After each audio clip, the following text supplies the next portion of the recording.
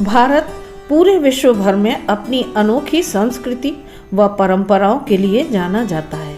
यह देश त्योहारों का देश है और सभी त्योहार हमारे संस्कारों तथा वैदिक परंपराओं को आज की पीढ़ी तक पहुंचाने का एक माध्यम भी है। इनमें से एक त्योहार अहोई अष्टमी का है, जिसमें सभी माताएं अपनी संतान की दीर्घ आयु और मंगलमय जीवन के लिए उपवास रखती। अहोई अष्टमी पर्व कार्तिक मास के कृष्ण पक्ष की अष्टमी को मनाया जाता है। अहोई अष्टमी पर्व से संबंधित बहुत सारी पौराणिक कथाएं प्रचलित हैं, तो यह मैं आपको आज 2 कथाएं सुनाऊंगी। तो पहली कथा इस प्रकार है। प्राचीन काल में एक साहूकार था, जिसके 7 बेटे और 7 बहुएं थीं। इस साहूकार की एक बेटी भी थी, जो दीपावली के अवसर पर ससुराल से मायके आई थी। दीपावली पर घर को लीपने के लिए 7 बहुएं मिट्टी लाने जंगल में गईं, तो नंद भी उनके साथ जंगल की ओर चल पड़ी।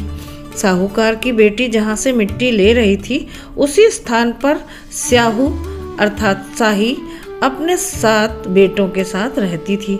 खोदते हुए गलती से साहूकार की बेटी ने खुरपी से स्याहू का एक बच्चा मार डाला। स्याहू इस पर क्रोधित होकर बोली, मैं तुम्हारी कोख बांधूंगी।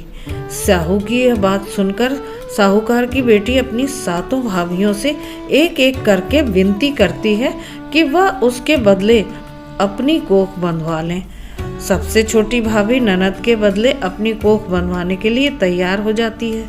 इसके बाद छोटी भाभी के जो भी बच्चे होते, वह सभी 7 दिन बाद मर जाते। 7 पुत्रों की इस प्रकार मृत्यु होने के बाद उसने पंडित को बुलवाकर इसका कारण पूछा। पंडित ने सुरही गाय की सेवा करने की सलाह दी। सुरही गाय सेवा से प्रसन्न होती है और उसे स्याहू के पास ले जाती है। रास्ते में थक जाने के कारण दोनों आराम करने लगते हैं। अचानक साहूकार की छोटी बहू की नज़र एक ओर जाती है। वह देखती है कि एक सांप गरुड़ पंखनी के बच्चे को डसने जा रहा है और वह सांप को मार देती है। इतने में गरुड़ पंखनी वहां आ जाती है और खून बिखरा हुआ देखकर उसे लगता है कि छोटी बहू ने ही उसके बच्चे को मार दिया। इस पर वह छोटी बहू को चोंच मारना शुरू कर देती है। छोटी बहू इस पर कहती है कि उसने तो उसके बच्चे की जान बचाई है।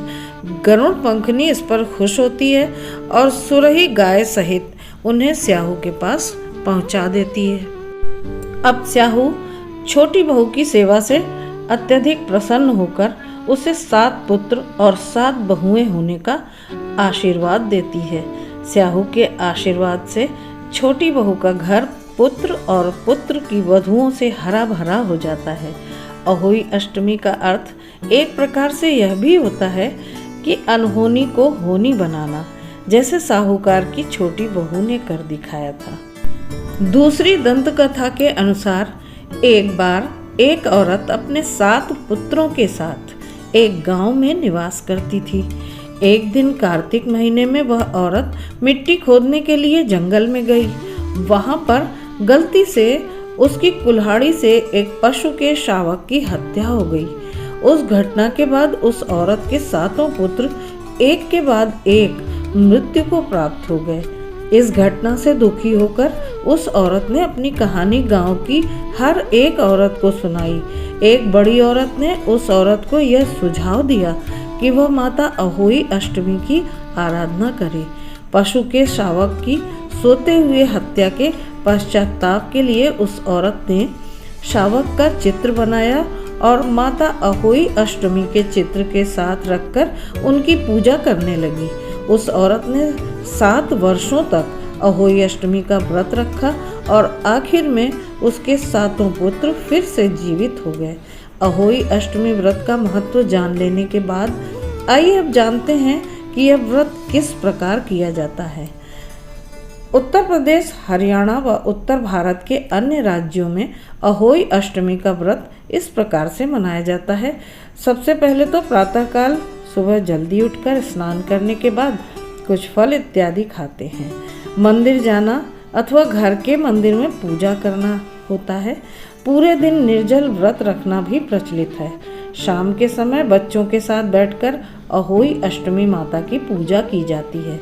दीवार पर अहोई अष्टमी माता की तस्वीर बनाते हैं अथवा एक कैलेंडर भी लगा सकते हैं। सायंकाल अंधेरा होने पर जब तारे दिखाई देने लगते हैं तो तारों का दर्शन करके उनको भोजन व जल अर्पण करके तब पूजा समाप्त होती है और व्रत खोला जाता है।